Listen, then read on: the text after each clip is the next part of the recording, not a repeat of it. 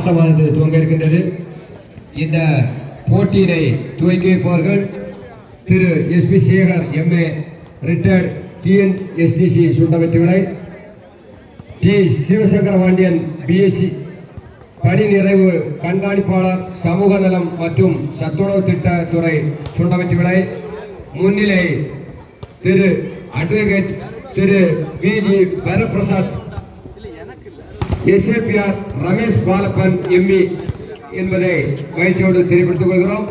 அடுத்த கட்ட ஆட்டமானது அருணாச்சலம் பள்ளி அணியினரும் கூடங்குளம் அணியினரும் உடனடியாக மோத இருக்கின்றார்கள்.